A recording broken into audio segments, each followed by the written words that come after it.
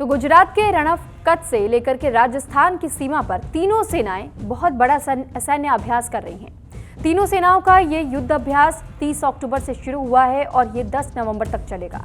इस अभ्यास में थल सेना, वायुसेना और नौसेना के करीब 20,000 शामिल है। खास बात तो ये है कि ये युद्ध अभ्यास गुजरात के रण ऑफ कच्छ इलाके के सरकरी और राजस्थान में पाकिस्तानी सीमा के बेहद नजदीक हो रहा है। इस युद्ध अभ्यास के बारे में सुनकर पाकिस्तान के होश उड़ गए हैं। उसने अपनी वायु सीमा के एक तरफ बंद कर दिए हैं और साथ ही सेना को अलर्ट पर रहने को भी कह दिया है। अपने कई इलाकों के लिए नोटम यानी कि नोटिस टू एयरमैन जारी कर दिया है। ऑपरेशन सिंदूर के बाद से ये पहला मौका है जब भारत इतना बड़ा सैन्य अभ्यास कर रहा है और इतना ही नहीं, पूर्वोत्तर में 9 नवंबर से एक बड़ा सैन्य अभ्यास होने जा रहा है। बताया गया है कि बांग्लादेश इस सैन्य अभ्यास से हैरान है, यानी पूरब से लेकर पश्चिम तक भारत की धमक अब देखी जा सकती है इस युद्ध अभ्यास के जरिए ही, और दुश्मन इस वक्त थर-थर कांप रहे हैं।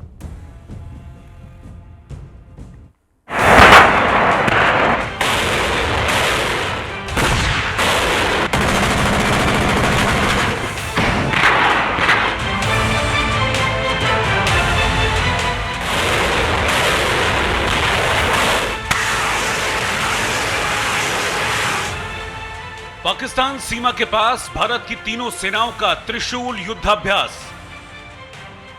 रेगिस्तान में भारत की एक्सरसाइज त्रिशूल, पाकिस्तान में उड़ रही धूल। इन तस्वीरों को देखने के बाद मुंह से निकलता है त्रिशूलम समन्वयस्य बलम, यानी त्रिशूल एकता में निहित शक्ति का प्रतीक है। भारतीय सशस्त्र बलों के जाबाज सैनिक पश्चिमी क्षेत्र में अभ्यास त्रिशूल कर रहे हैं। भारतीय सशस्त्र बलों का शानदार वीडियो सामने आया है, जिसमें थल सेना, नौसेना और वायुसेना एक साथ अभ्यास त्रिशूल के जरिए ताकत का प्रदर्शन कर रहे हैं। ये संयुक्त सैन्य अभ्यास पश्चिमी सेक्टर में हो रहा है, जो तीनों सेनाओं के समन्वय और साझा रणनीति की मिसाल पेश करता है। नए वीडियो में भारतीय जांबाजों की अदम्य शक्ति और आधुनिक तकनीक का जबरदस्त प्रदर्शन दिखता है।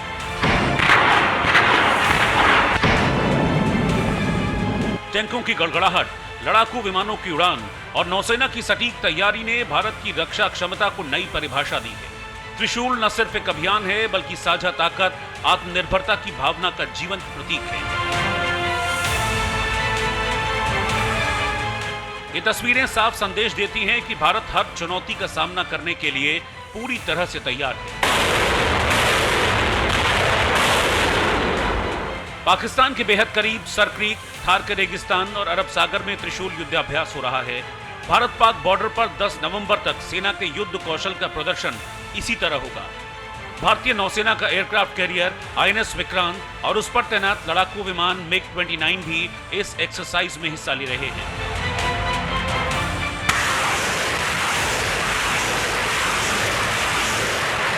लड़ाकू विमानों के अलावा टोही विमान और मिलिट्री ट्रांसपोर्ट एयरक्राफ्ट भी एक्सरसाइज का हिस्सा हैं। हाल के दिनों में गुजरात के सरक्रीक इलाके को लेकर भारत और पाकिस्तान में तनाव बढ़ गया है। दशहरे के मौके पर राजनाथ सिंह ने सरक्रीक पहुंचकर शस्त्र पूजा की थी और पाकिस्तान को इस क्षेत्र में किसी भी तरह की नापाक हरकत से बाज आने की चेतावनी दी थी। रक्षा मंत्री ने यह तक कह दिया था कि कराची का रास्ता सरक्रीक से होकर भी गुजरता है। राजनाथ सिंह के दौरे के तुरंत बाद पाकिस्तानी नेवी चीफ ने सरक्रीक पहुंचकर 3 होवरक्राफ्ट को वहां तैनात किया था। इस बार भी भारत की एक्सरसाइज पर पाकिस्तान निगाहें गड़ाए बैठा है, क्योंकि देखा जाए तो उसकी छाती पर भारत की तीनों सेनाएं एक्सरसाइज कर रही हैं।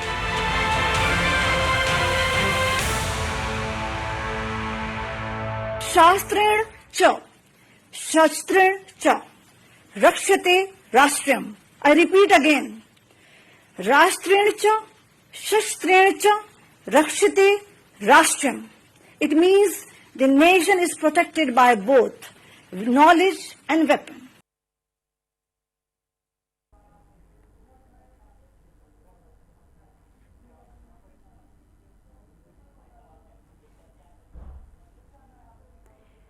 तो ये 2 तस्वीरें हम आपको दिखा रहे हैं।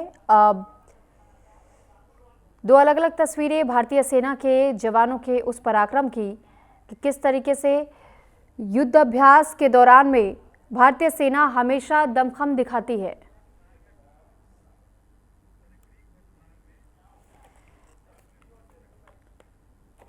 तो फिलहाल देखिए, दो अलग अलग तस्वीरों के जरिए हम आपको दिखाने और समझाने की कोशिश कर रहे हैं कि किस तरीके से जो युद्ध अभ्यास है, इस युद्ध अभ्यास को लेकर के ये बताया जा रहा है कि जो सीमाएं हैं खासतौर पर गुजरात और राजस्थान के पास में, वहां पर त्रिशूल नाम के एक अभियान के साथ में ही इस ऑपरेशन को अंजाम देने की बात कही जाती है। और ये कहा जा रहा है कि इस युद्ध अभ्यास के तहत हम ये सीखेंगे कि कैसे नए ऑपरेशंस में ऐसे अभियान चलाए जाते हैं और कैसे हम अपनी सेना को हमेशा मजबूत रखते हैं किसी भी स्थिति में हो। और दूसरी तस्वीर आप लद्दाख से देख रहे हैं, जहां पर अस्त्र शक्ति दिखाने की बात इस वीडियो में देखी जा सकती है। और बताया जा रहा है कि इस वीडियो के जरिए भारतीय सेना का भी उन देशों के लिए या शत्रु देशों के लिए खासतौर पर यह संदेश जरूर है कि अगर आप भारत की शक्ति को कम में आंकते हैं तो फिर इन वीडियो मैसेजेस से भी आप समझ सकते हैं कि भारत अब ये पुराना भारत नहीं रहा, ये नया भारत है और जवाब देना भी जानता है। तो बॉर्डर पर सबसे बड़ा युद्ध अभ्यास इसे कहा जा रहा है, क्योंकि दो अलग अलग जगहों पर यह युद्ध अभ्यास होगा और इसी वजह से पूरब से लेकर पश्चिम तक ये कहा जा रहा है कि इस बार भारतीय सेना पूरी तरीके से अपना दमखम दिखाने के लिए, अपनी रणनीति को और मजबूत करने के लिए तैयार है। और इस युद्ध अभ्यास के जरिए तमाम उन आतंकियों को भी एक संदेश देने का प्रयास है कि अगर किसी भी तरीके का प्रहार भारत पर करने का सोचा जाता है, प्रयास किया जाता है, तो फिर उसे मुंह की खानी पड़ेगी।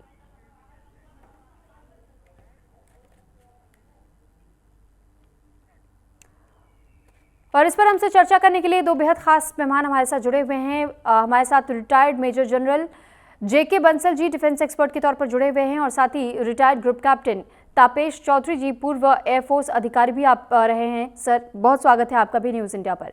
एक एक करके मैं आप दोनों के पास ही आऊँगी। सबसे पहले मैं तापेश जी, मैं आपका रुख कर रही हूँ। सर, सवाल यह है कि जिस तरीके से युद्ध अभ्यास ये भारत की ओर से किया जा रहा है पूरब से लेकर पश्चिम तक में, और इन युद्ध अभ्यासों से किस तरीके के मैसेजेस तमाम उन देशों के लिए जाएंगे जो देश बुरी नजर रखता है भारत पे? Thank you very much for having me here. Good evening to all. Good evening, Major Bansal, General Bansal.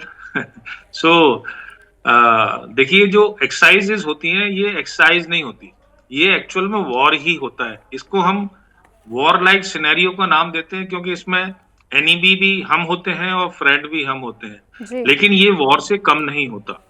अभी अभी हमने लाइव वॉर ऑपरेशन सिंदूर के तहत लड़ा और इतनी जल्दी हमने एक हिंदुस्तान की सबसे बड़ी एक्सरसाइजेस प्लान कर ली और हमने उसमें अपना जौहर दिखाना शुरू कर दिया। इसके दो मायने हैं। पहली चीज, ऑपरेशन सिंदूर में जो भी कमियां रह गई थी या जहां भी, देखिए हर वॉर में कोई ना कोई लेसन तो निकल के आता है, हम उससे सीखते हैं, तो और उनको वैलिडेट करने के लिए हमें एक्सरसाइज की जरूरत होती है। तो एक तो हम उस चीज के लिए हमें एक्सरसाइज कर रहे हैं। दूसरा, ऑपरेशन सिंदूर ने हमें यह दिखाया कि हमें शॉर्ट नोटिस पे बहुत ही कम समय में किसी भी वॉर के लिए, चाहे वो लो इंटेंसिटी कॉन्फ्लिक्ट हो, छोटा वॉर हो या बड़ा वॉर हो, हमें दोनों स्थिति में हर समय तैयार रहना है। तैयार रहने के लिए बहुत सारी चीजें जरूरत होती है कि हमने उन वॉर से क्या सीखा, उसके लेसन्स को हम कैसे इनकॉर्पोरेट करेंगे।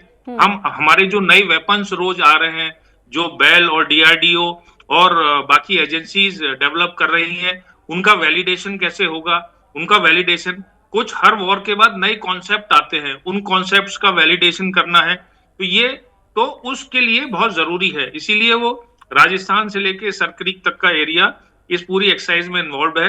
आर्मी की पूरी कमांड, एयरफोर्स की साउथ वेस्टर्न एयर कमांड और नेवल कमांड, 3 कमांड इनसे इन्वॉल्व है, जिसमें फाइटर एयरक्राफ्ट से लेके ट्रांसपोर्ट एयरक्राफ्ट, हेलीकॉप्टर्स और frigates and warships and army, सब कुछ। तो एक तरह से फुल स्केल वॉर है। इस वॉर से हम सीखते क्या है? इस वॉर से, किसी भी वॉर से हम सबसे पहली चीज सीखते हैं, जब तीनों सेनाएं इन्वॉल्व होती है, इंटर ऑपरेबिलिटी यानी जॉइंट ऑपरेशंस। हम एक दूसरे के साथ वो जॉइंट ऑपरेशंस कैसे कर सकते हैं, क्योंकि देखिए ट्रेनिंग मेथड और वेपन्स हर सेना के अलग अलग होते हैं, इसलिए उनका अमलगमेशन, जो हम कहते हैं कि उनको एक साथ इकट्ठा करके एक साथ प्रहार करने के लिए वो जॉइंट ऑपरेशन या इंटर ऑपरेबिलिटी बहुत जरूरी होती है। उसके अलावा जो सबसे इंपॉर्टेंट एस्पेक्ट है ऑप रेडीनेस, कि हम आज की डेट में अगर हमें आदेश दिया जाता है तो कब हम वॉर के लिए रेडी हैं और कैसे तीनों सेनाएं एक साथ इकट्ठा होकर एक साथ कहीं भी प्रहार कर सकती है। तो नए नए वेपन्स और नए कॉन्सेप्ट के वैलिडेशन के साथ साथ ये एक डिटेरेंस का भी काम करता है दुश्मन के लिए। अगर हम इस पाकिस्तान की सीमा पर ये एक्सरसाइज कर रहे हैं, त्रिशूल एक्सरसाइज, तो ये उसके लिए डिटेरेंस है। इस समय पाकिस्तान के सारे रैकी एयरक्राफ्ट, सारी इंटेलिजेंस एजेंसीज, सारे कम्युनिकेशन इंटेलिजेंस इक्विपमेंट सब ऑन होंगे कि इस समय हम क्या कॉन्सेप्ट को वैलिडेट कर रहे हैं और हमारी टेक्निक्स और तरीके क्या हैं। तो इसलिए एक ये डिटेरेंस का काम करता है। इसके अलावा ये एक स्ट्रॉन्ग मैसेज भेज रहा है not only Pakistan to world कि हम ऑपरेशन सिंदूर से अभी निकले नहीं और हमने इतनी जल्दी इतनी लार्ज स्केल एक्सरसाइज कर दी, और हम ये बता रहे हैं इस वर्ल्ड को कि हम तैयार हैं, हर तरीके से तैयार हैं। और देखिए, डिप्लोमेसी हो या वर्ल्ड में रिलेशंस हो, बिना अच्छी मिलिट्री लीडरशिप या बिना अच्छी मिलिट्री के कोई डिप्लोमेसी काम नहीं करती। और जब हम ये वर्ल्ड को शोकेस करते हैं कि हमारी मिलिट्री कितनी स्ट्रांग है, तभी हमारी डिप्लोमेसी काम करती है। और ऑब्वियसली फाइनली तो नेशनल सिक्योरिटी है ही है। ये हम अपने देश के लोगों में भी ये भावनाएं दे रहे हैं कि हम ये सब करके आप चिंता मत करिए, आप सिक्योर हैं, हम रेडी हैं, हम हर तरीके से दुश्मन को परास्त करने की क्षमता रखते हैं। ठीक है सर, बैक टू यू।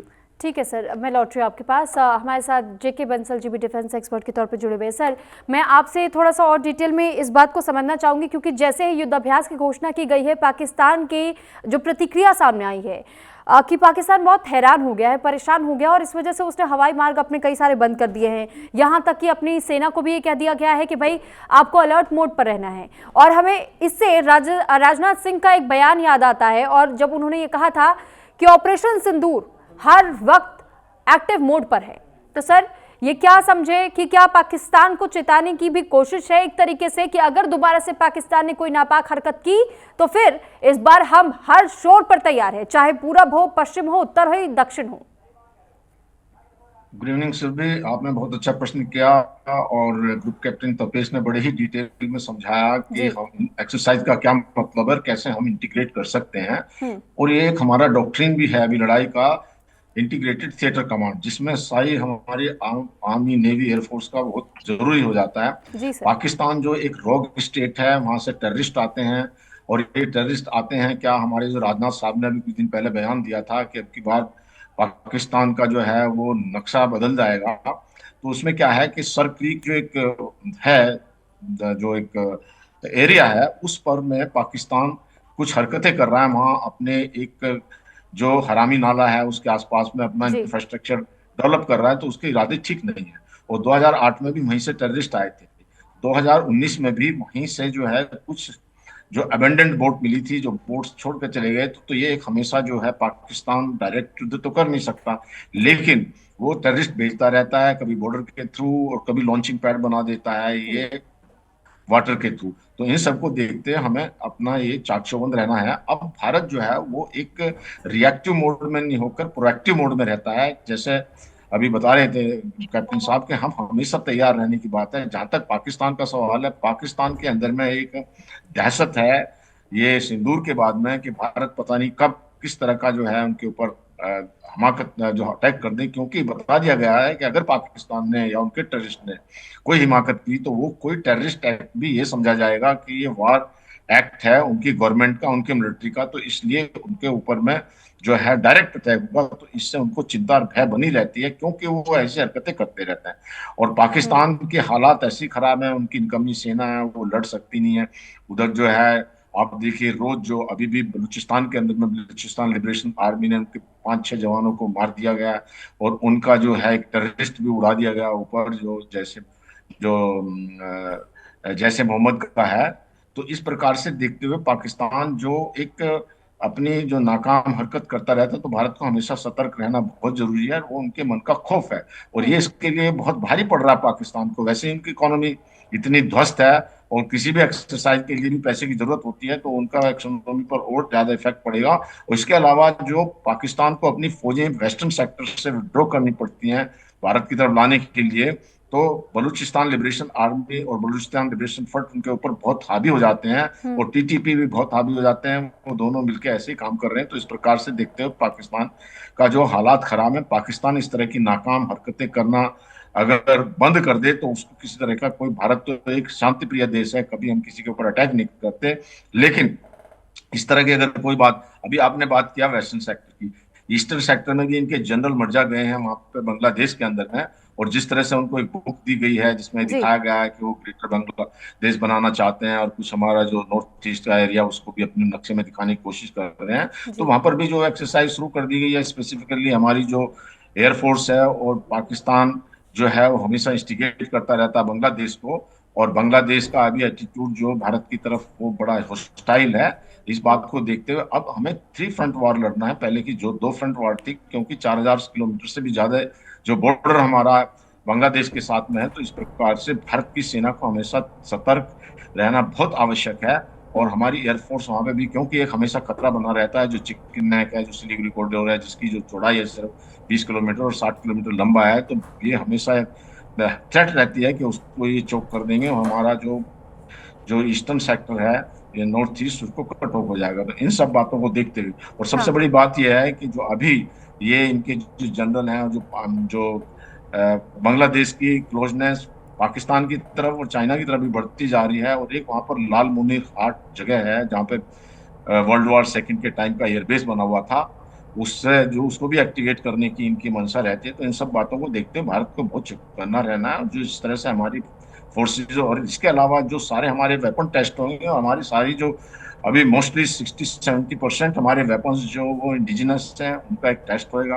और जहां तक सर, इस पाकिस्तान युद्ध का अभ्यास में भी क्या ये माना जा सकता है कि जो भारत में भी कई ऐसे वेपन्स हैं जिन्हें तैयार किया जा रहा है, उसे भी शामिल किया जा सकेगा? क्योंकि आधुनिक तौर पर तो कई वेपन्स को हम इसमें कोशिश करेंगे और ये पता लगाया जाएगा कि ये हमारे लिए कितना सही रहेगा, कितना नहीं। लेकिन क्या मेड इन इंडिया के तहत में जो वेपन्स तैयार हुए हैं उनका भी परीक्षण इस दौरान हो सकता है? ऐसी संभावनाएं हैं? बिल्कुल संभावना है। देखिए, जो ALH प्रचंड है उसका भी वहां पर जो जो यूज हो रहा है, और हमारा जो ऑफ कोर्स सारे वेपन्स यूज हो रहे हैं, यूज होने के अलावा जो इसका आत्मनिर्भर भारत का एक कॉमन प्लेटफॉर्म पे इस्तेमाल करके, जी सर, बिल्कुल जो हमारे जो वेपन्स हैं उनका इस्तेमाल या उनका एक टेस्ट तो जरूरी है, वो हो रहा है, और जो कि सिंदूर में भी दिखा दिया गया और एक्सरसाइज के अंदर में तो सब इनको हमारा जो है तैयारियां हैं।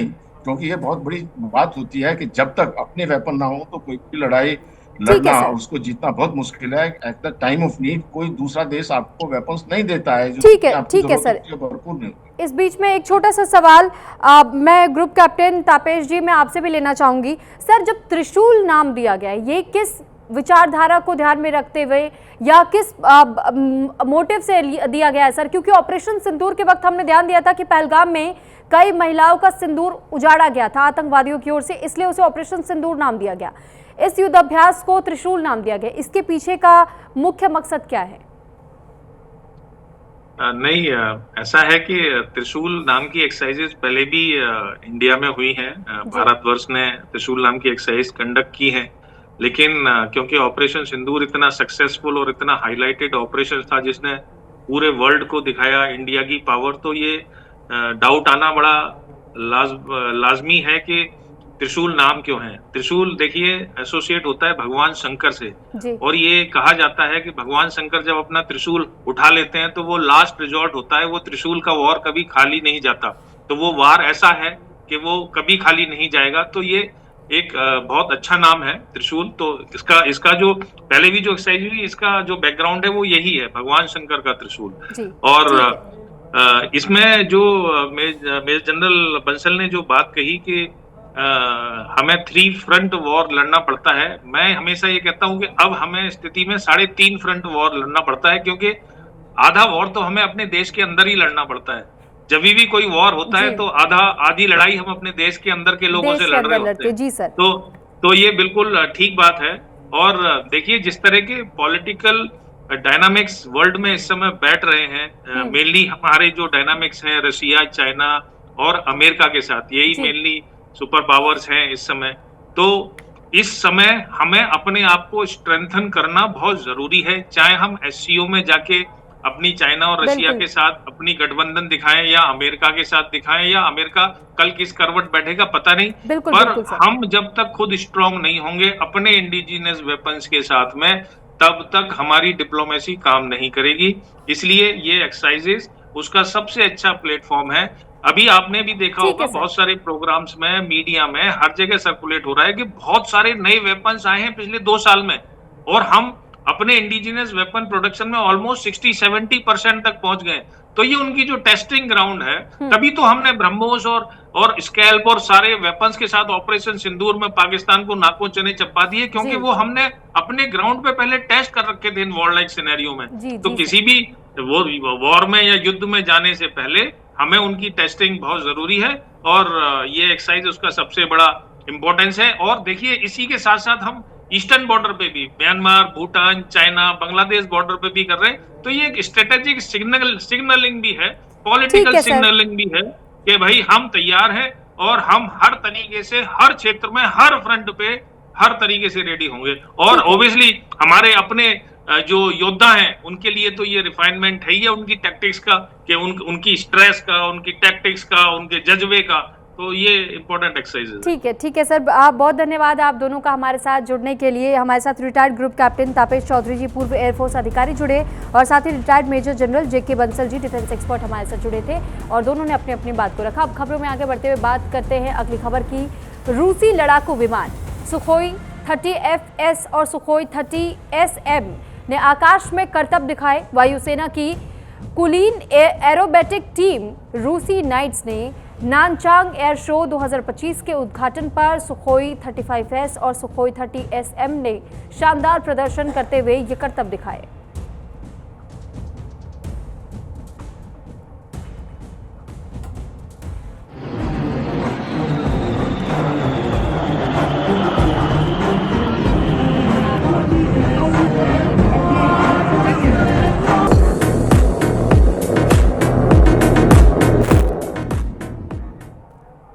और इसी के साथ फिलहाल इस बुलेटिन में इतना ही। नमस्कार।